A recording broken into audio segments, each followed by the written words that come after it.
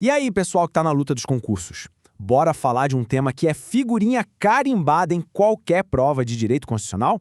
A estrutura dos três poderes. Entender isso aqui é simplesmente fundamental para garantir uns pontos preciosos. Vamos nessa! Para a gente começar a entender essa organização toda, a gente parte de uma pergunta-chave, uma pergunta que está na base de tudo. Como é que o Estado se organiza para que ninguém tenha poder demais, para que nenhum poder seja absoluto? É para responder isso que a nossa Constituição foi desenhada. E a resposta para essa pergunta, pessoal, está num princípio que é, assim, a base de tudo. Vamos então para a nossa primeira parte, a base dos poderes. O nome do jogo aqui é separação. A ideia é genial, né? Para evitar a concentração de poder, o Estado se divide em três grandes funções.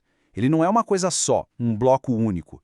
Ele é distribuído entre o Executivo, o Legislativo e o Judiciário, cada um com seu papel e um de olho no outro. É a famosa teoria dos freios e contrapesos, uma verdadeira engenharia constitucional para garantir o equilíbrio. Beleza, mas na prática, no dia a dia, o que cada um faz de verdade? O primeiro passo para gabaritar qualquer questão sobre isso é dominar o papel principal de cada poder. É o que a gente chama de funções típicas. Olha só essa tabela. Ela é o mapa da mina, o resumo que tem que estar na ponta da língua. Vamos lá. O Executivo tem como função principal administrar a coisa pública. O Legislativo tem uma dupla missão: legislar, ou seja, criar leis, e também fiscalizar os outros. E, por fim, o Judiciário, que entra em campo para julgar, aplicando a lei quando surge algum conflito. Esse é o básico do básico. Agora, bora mergulhar um pouco mais fundo, começando pelo Poder Executivo. Para ele conseguir administrar, ele tem umas ferramentas, os chamados poderes administrativos. E atenção máxima aqui, porque os nomes e o que cada um significa não só cai, despenca em prova. O primeirão da lista é o poder hierárquico. O nome já dá uma boa dica, né? É basicamente o poder de organizar a casa por dentro. É ele que permite distribuir as tarefas, criar uma escala de comando, dar ordens e fiscalizar o trabalho de quem está abaixo. Pensa num organograma de empresa, com chefe e subordinado. Essa é a lógica. E só para cravar essa informação, se liga nessa citação do grande jurista L. Lopes Meireles, que as bancas de concurso simplesmente amam. A definição dele é perfeita e muitas vezes é copiada e colada na prova. É o de que dispõe o Executivo para distribuir e escalonar as funções de seus órgãos, ordenar e rever a atuação de seus agentes. Anota isso aí. Em seguida, a gente tem o poder regulamentar. Imagina assim, o Congresso cria uma lei, mas a lei às vezes é meio geral. O poder regulamentar serve para criar as regrinhas do jogo, os detalhes, normalmente por meio de decretos, para que a lei possa ser aplicada na prática. O ponto-chave aqui é que ele não inventa moda, não cria um direito novo, ele só garante a fiel execução da lei que já existe. E para fechar esse trio de ouro, o poder disciplinar. Esse aqui é o poder e também o dever de botar ordem na casa, de punir internamente o servidor público que pisou na bola. Mas muito cuidado para não confundir com o poder de punir lá do judiciário, tá? O poder disciplinar é uma coisa interna da própria administração.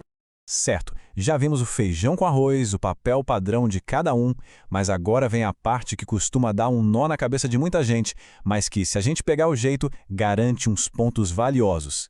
Vamos falar das funções atípicas, essa espécie de troca de papéis. A lógica aqui é até simples.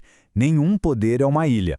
Para a coisa toda funcionar, para um poder fiscalizar o outro, às vezes ele precisa vestir o chapéu de outro poder, sabe? É claro que isso acontece de forma secundária, limitada, mas é justamente essa interação que faz o sistema de freios e contrapesos funcionar de verdade. Quer um exemplo claro? O Legislativo. A função típica dele é criar leis e fiscalizar, certo? Mas, quando o Senado ou a Câmara dos Deputados abre um concurso público para contratar seus próprios servidores, o que eles estão fazendo?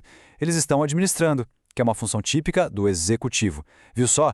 E com o Judiciário é a mesmíssima coisa. O trabalho principal é julgar, decidir conflitos. Mas o tribunal precisa de gente, de dinheiro, de organização.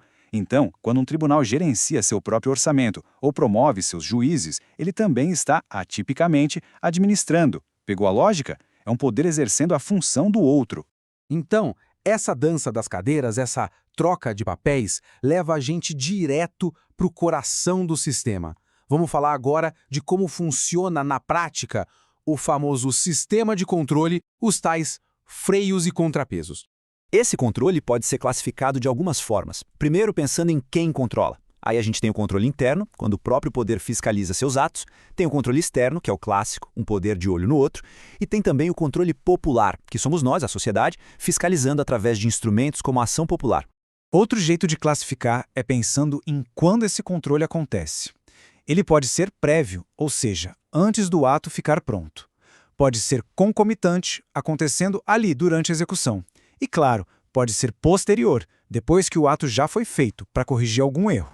Mas de tudo isso, o que a gente precisa guardar com mais carinho é que o controle externo é a alma do sistema. É ele que faz os freios e contrapesos funcionarem na prática. É o legislativo de olho nas contas do presidente, com a ajuda fundamental do Tribunal de Contas. É o judiciário podendo anular um ato ilegal de qualquer um dos outros dois. É um vigiando o outro.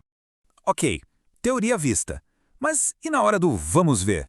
Como é que a banca examinadora cobra tudo isso? Bora para a parte que interessa, aplicar o conhecimento com foco total na prova. Olha só essa questão que já caiu em concurso. Presta atenção no enunciado, nas palavras-chave. O poder que permite à administração pública distribuir e escalonar funções entre seus órgãos, ordenar e rever a atuação de seus agentes, é o poder. E aí vem as opções A, disciplinar, B, regulamentar, C, hierárquico, D, discricionário e E, de polícia. E aí, depois de tudo que a gente conversou, qual parece a resposta certa?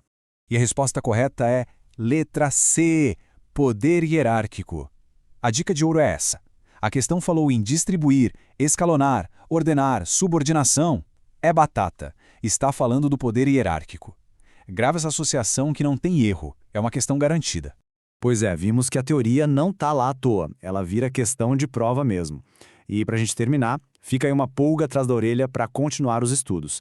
Se o Ministério Público não é nem executivo, nem legislativo e nem judiciário, onde é que ele se encaixa nesse jogo de poderes e controles, hein?